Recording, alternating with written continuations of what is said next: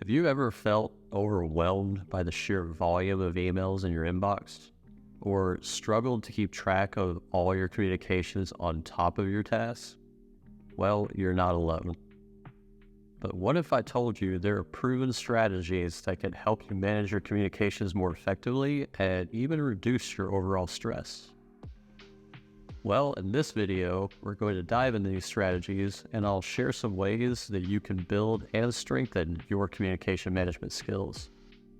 Now, I remember back when I became a program manager and team lead for the first time, and just how overwhelmed I felt, and honestly was, by the volume of emails and tasks that I suddenly had to manage.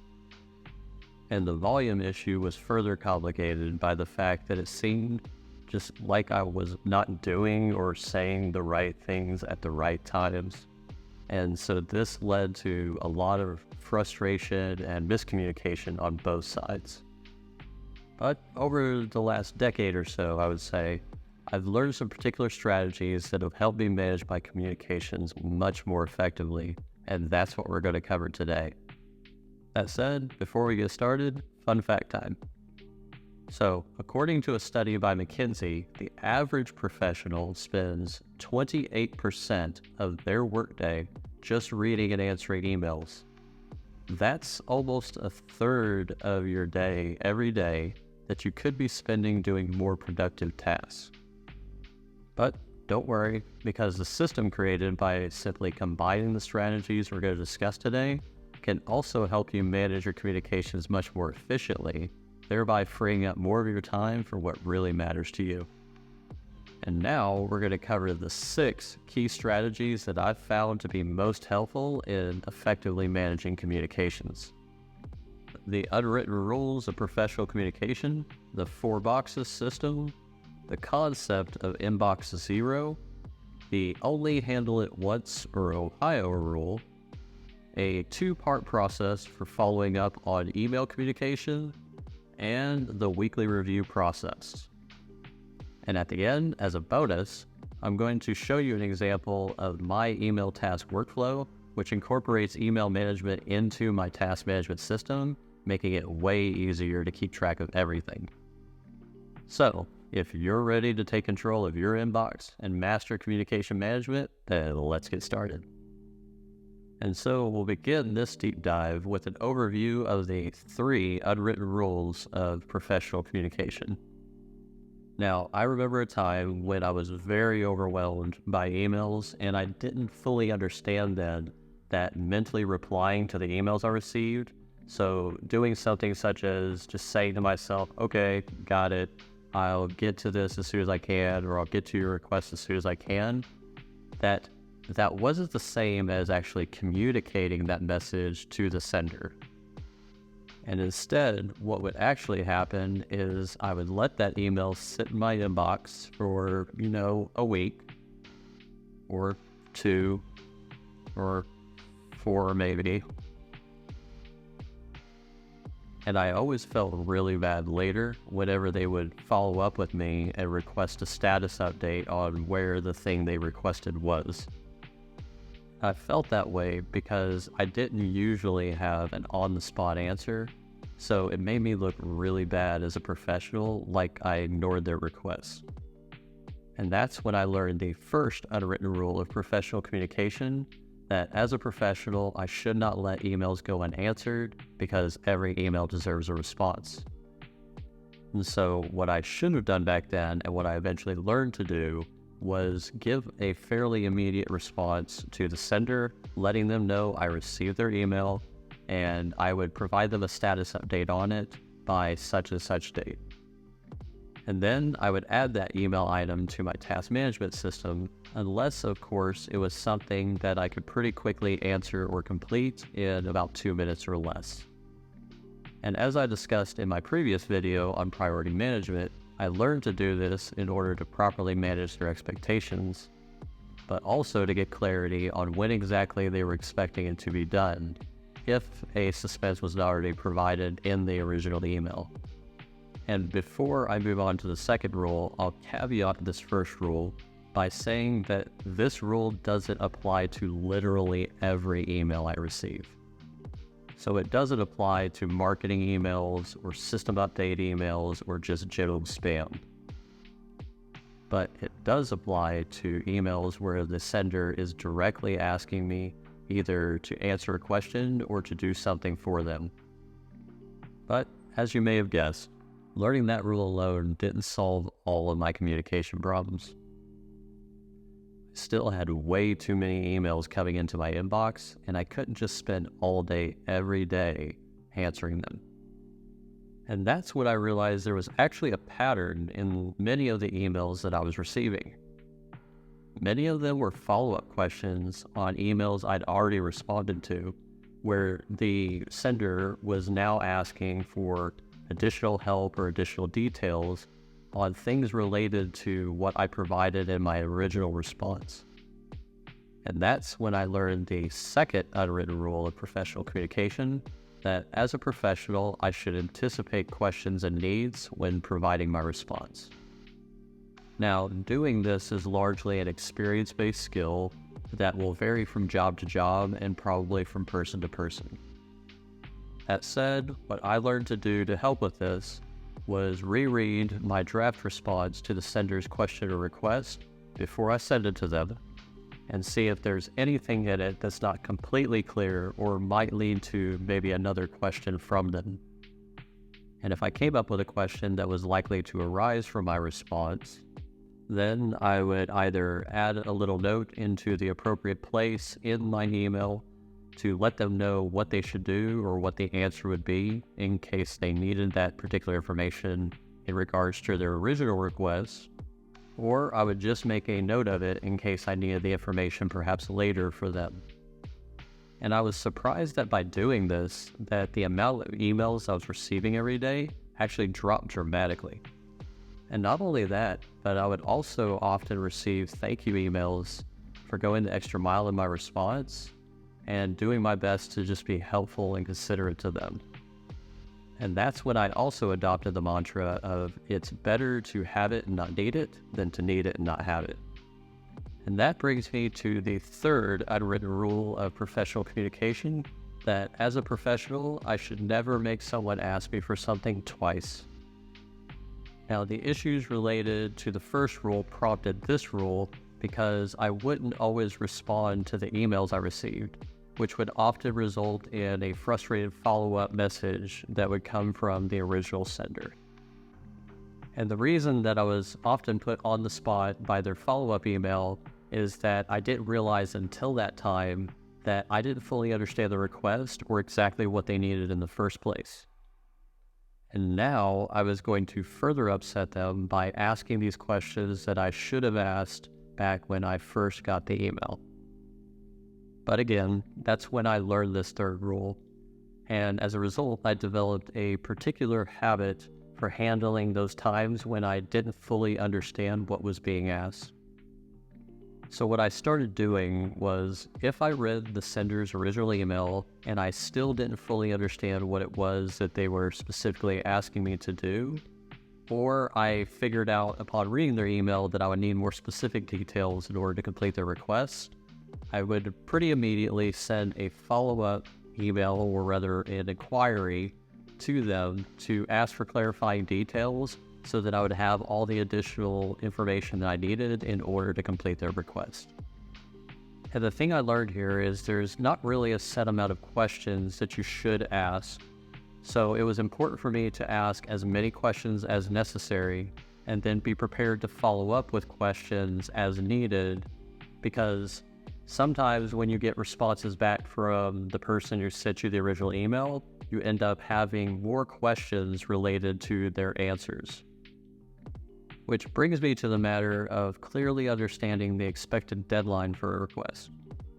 And as a reminder here, people don't always tell you exactly when they need or expect to have something by. And they often just assume that once they send the email to you, that you'll receive it pretty quickly after they send it, and that you'll start addressing the request pretty immediately after that. And so one of the things I also learned to do in response to every request I received was to be sure to ask for a specific suspense for their request if one was not already provided. Now, this ties more into the priority management skill, which you can check out in the video just before this one. But the basic idea here is that I would need to know when they felt that they should get their answer by, so that I can check that against my other priorities and deconflict as appropriate with them. And by doing this, I also found that I received better overall quality responses from them in the future, and that they were much more likely to be flexible with me in the future regarding what they were requesting and when they thought they needed it by. That all said, when I first started using these rules, I noticed a significant improvement in my communication efficiency in particular.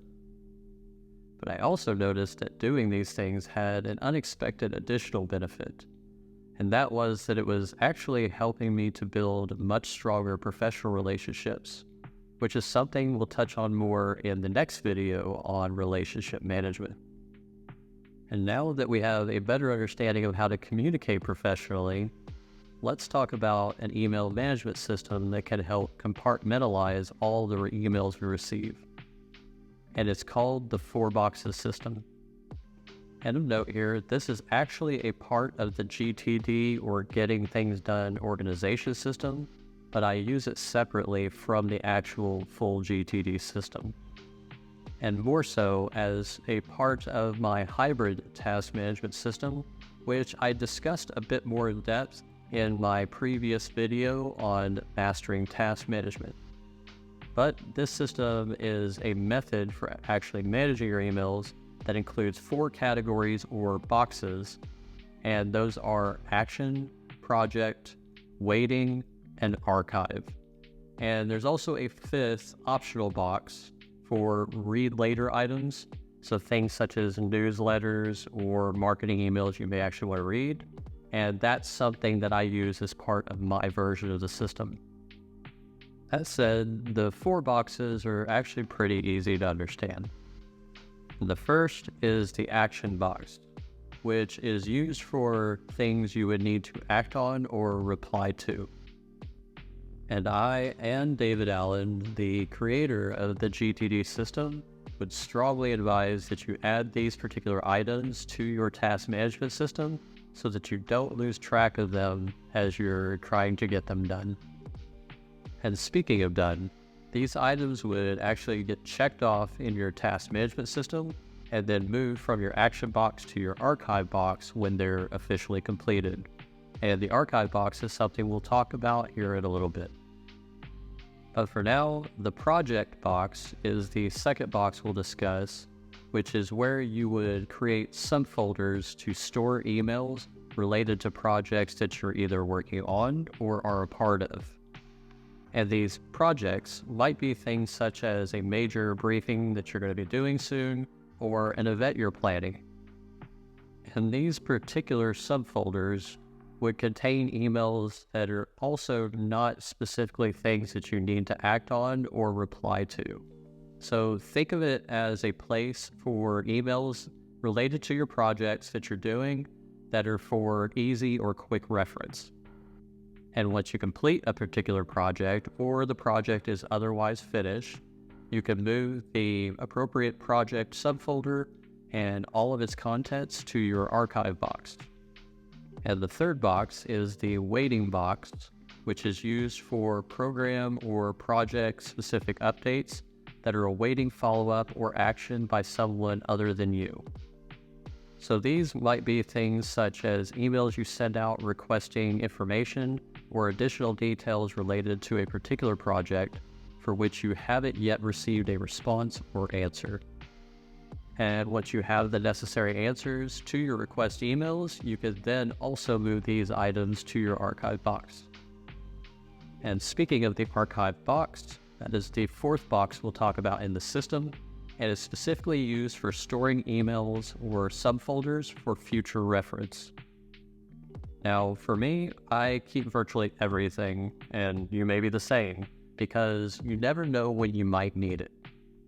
It might be information that helps you out one time, and then maybe a few months it's able to help someone else out. Or perhaps it'll be something that you need to pull out and resend to someone who tells you that they never got that thing you sent to them 6 months ago. That all said, I still remember the almost immediate stress relief that this system brought me when I first implemented it. And speaking of that, my introduction to this system was actually many years ago when I was once working on a large program inspection project that had many tasks and emails related to it. And I remember that I was really starting to struggle with just keeping everything in order. I mean, there were literally hundreds of emails related to this particular project just by the time it was finished. And that was coincidentally right around the time that I'd actually just learned or heard about the 4Boxes system. And so I read up on it and almost immediately implemented the 4Boxes system shortly after the project started. And this helped me to manage and categorize the project-related emails much more effectively. And I was truly surprised, actually shocked even, that I could actually handle all my emails that way pretty easily with virtually no hiccups in communication. But the thing I didn't expect when I first started using it was that it would make finding pretty much any email or any information on virtually a moment's notice quite literally a breeze. And I bring this up because, as I'm sure you've probably also experienced, trying to search for and find a specific email in any email application today still ain't all that great. And so having these simple compartments for all of my emails to go into and an understanding of what their basic status was based on where they were stored made it much easier to find anything. And as a result of this experience, I have used this system ever since. And that brings me to the next strategy, which is the concept of inbox zero. Put simply, this means that you, at most times, have nothing, not a single email, sitting in your inbox.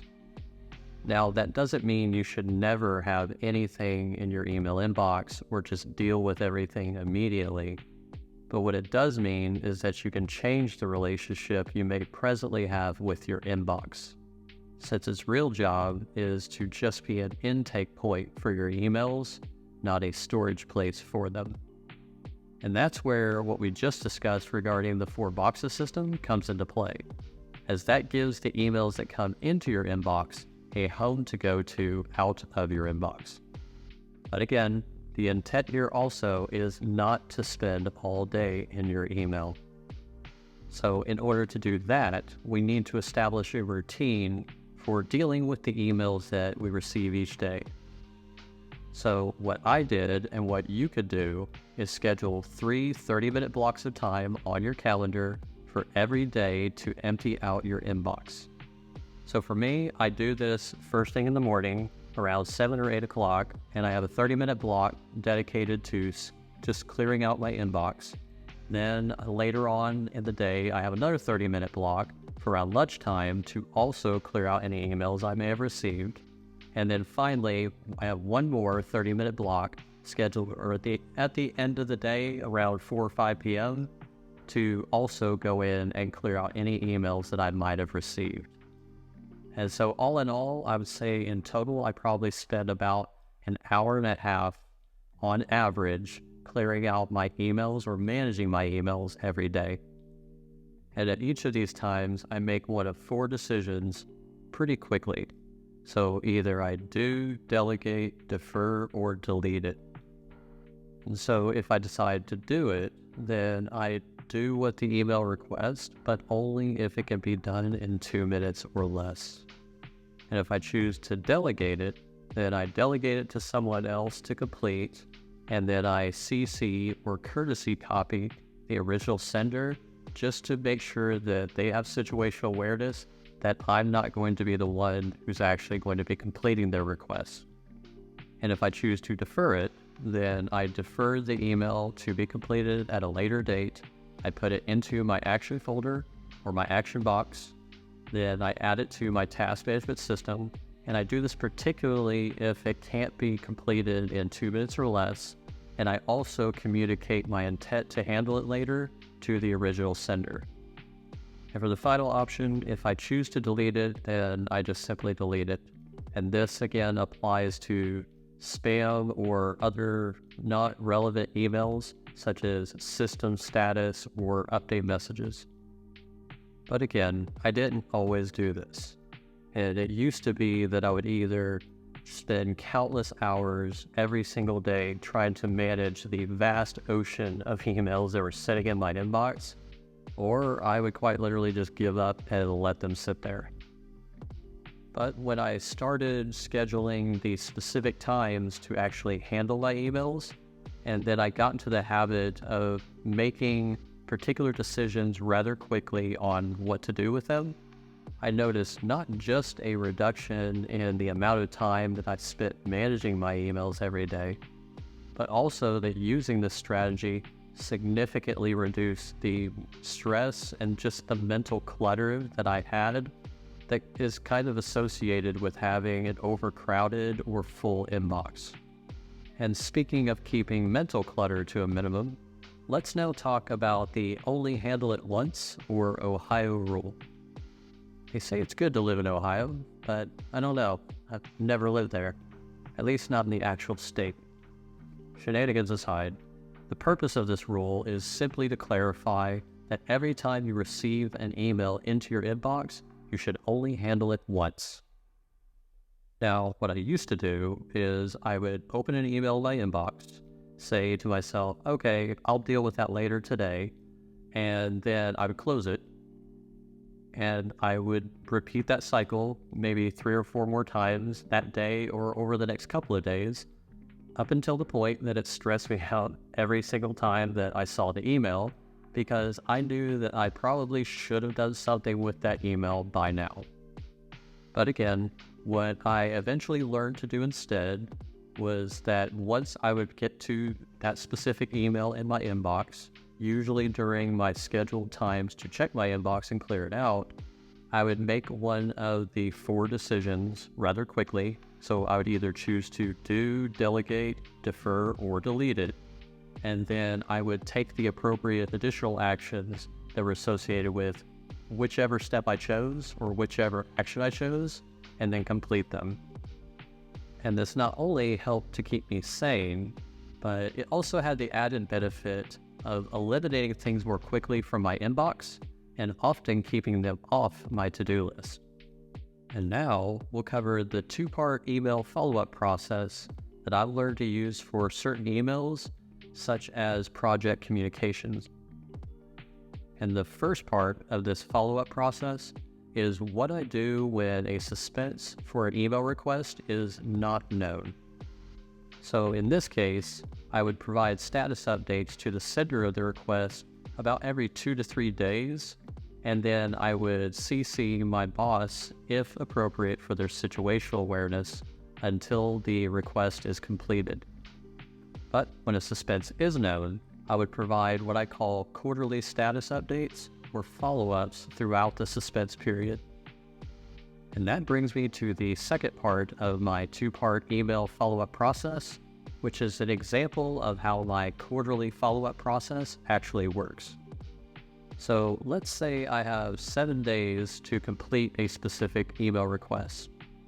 Then my quarterly follow-up process would look something like this. So on day 1 of 7, I would provide an initial receipt notification response to the requester or sender, and again, courtesy copy or CC my boss if that's appropriate for their situational awareness. Then, 2 days later, on day 3 of 7, I would provide another status update to the same person or people on my current progress in completing the request or the task, and just make note of any current issues or limitations I see in completing it on time, also for their situational awareness. And then 2 more days later, on day 5 of 7, I would provide another status update with the same style or format as previously mentioned, but I'd also add in any significant timeline impacting notes or issues or expected delays in which case I would request a deadline extension if it was appropriate, and which is also something I covered more about in my previous video on priority management. And lastly, by the suspense, so day 7 of 7, I would provide a completion update, unless, of course, I had an approved request for an extended suspense, and I'd leave in this completion update a closing remark for the sender or requester, and again, my boss, as appropriate if necessary for their situational awareness, to leave the option open to the requester for any further questions or needs they might have related to their original request. And so what I've found over time is that this particular two-part follow-up process not only better manages the expectations of everyone involved, but it also prevents me from having to deal with pop-up issues that might arise as I'm trying to complete their request. And these issues are things such as urgent follow-up emails or phone calls related to concerns that requesters sometimes have when they need periodic assurance that everything is either going okay and they're going to get their request completed on time, or an issue has arisen and you're going to need more time or you need more information in order to complete their request. And again, this also helps immensely with building stronger professional relationships. And if you become known for doing this, people will be far less likely to bother you about it in the future when you're busy trying to complete their requests. And now that we basically have a system to keep our emails under control, I want to share with you another crucial part to keeping your email management machine well-oiled, and that is the weekly review process. So this process involves setting a time on a particular day each week, and for me, it's usually every Thursday, and it's normally after lunch. But you use this time to review certain communication items that require further action or follow-up. And the 3 things that you want to review weekly to keep everything running smoothly with your communications are emails, your physical inbox, if you have one, because some of us still receive letters and snail mail, and then, of course, your planned tasks for the next week. So those that you have in your task management system. And so we'll begin with the first one, which is emails. So during your review of this item, you'll be actually checking your action and waiting boxes in your email app. And your goal here is to ensure that all necessary details are present for the completion of those items and follow up for additional details or information as necessary. Then you'll be checking your physical inbox, again, if you have one. And the goal here is to ensure that any new items that you've received within the last week are either dealt with immediately or added to your task management system. And of note here, you could also take this opportunity to provide status updates to requesters on any physical work you've received. And lastly, you could also use some of this time to review your planned tasks for next week. But that's only if you're not already doing so at another time each week. So say Sunday afternoons, which is when I do mine. That all said, please keep flexibility in mind, as sometimes pop-up meetings or short notice suspenses on things can arise, and they may require that you adjust your original plans for the following week. And as a final note here, this whole review process has also helped me to align my daily and weekly actions with my long-term goals, so that I'm always making time for the work that matters most to me. And now I'd like to show you an example of my email task workflow, which completely streamlined my email management process and made it way more efficient. And perhaps this will also give you a better idea of how the two systems, so email and task management, can actually work together. So the first step here is that when I receive an email, for example, this one, I decide rather quickly on the required action. So do, delegate, defer, or delete it. And in this case, I want to defer this to a later date so I don't forget about it, since it's something someone else is going to help me out with when I have time. And then the second step is that since I chose to defer it, I need to create a task in my task management system, so Asana in my case, for the email task or request to be completed. Then the third step here would be that I notify the sender that I received their email and I give them a proposed status update date. And again, I only do that second part if a suspense is not already clearly stated in the original email. So in this case, I would look at my task management system for a reasonable date that I could deal with this email. And then I would respond to their email and advise them that I'd follow up with them by that date. And the fourth step is that I need to actually add a due date to this email task in my task management system. So what you're seeing is Asana. Then the fifth step is that I would go back to my email and copy the subject line of the email from my email app. And then I would paste that into the associated task description box for future reference.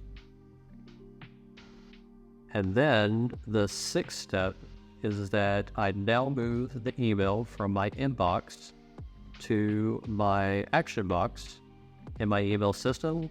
And in my case, my email app or email management system is called Spark Mail. And finally, the seventh step is that I would flag this email, or in this case, pin it, which is what the flagging function in Spark is, which I use as a visual indicator that this particular email has already been added to my task management system. And I started doing this as a more of a just in case step, because I've had times where I put something into my action box and simultaneously received a phone call or one of my kids needed something at that exact moment, and I completely forgot to add it to my task management system. So now when I do my weekly review and I look through my action box, I can catch that if it happens and make sure that it actually gets into my task management system. And one side note here, as you may have noticed in the task details in Asana, there's a project that I have assigned all of my email tasks to called Email Tasks. Now, this step is not required, but it helps me by putting everything into a quick reference section in my task management system so that I can quickly see like a specific email task in the future or find it in the future in case for some reason I need to find exactly when I received or completed said email task. And yeah, that's kind of it. And with that all said, I can still remember when I first started implementing these strategies. My inbox was always overflowing and I felt like I was constantly playing catch up. But as I learned to use these strategies, I noticed a significant change, especially when I finally developed the habit of using them all together. I was way less stressed, much more organized, and I had a ton more time to focus on my most important work. And again, I'll never forget that one particular project where these strategies came in handy, and it was really at a time when I just needed them the most. When I was juggling multiple tasks and communications, and at least initially, it felt completely overwhelming. But again, as I started implementing these strategies, I noticed that I was able to manage not just my tasks, but my emails and communications much more effectively and way more efficiently. And as a result, I was able to deliver the project on time and with a fraction of the stress I would have normally experienced in doing so. And this experience with the system was really what was the turning point for me. And it made me realize the immense power and value of effective communication management. And the best part, all of this taught me how to provide way better support to my team, my bosses, and my clients so that we can continue to progress towards our shared goals. So, are you ready to take control of your inbox and be way less stressed about it? And I encourage you to start applying these strategies today.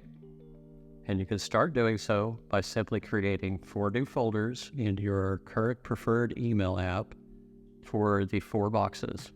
So 1 for action, 1 for projects, 1 for waiting, and 1 for archive. Then move all of your existing email folders under the archive folder, and don't worry, they'll still always be there so you can easily find stuff and reference it. And at this point, plan in your calendar to spend about 30 minutes, 2 to 3 times per day, each day of the week, on sorting out the emails that are in your inbox into one of the 4 folders.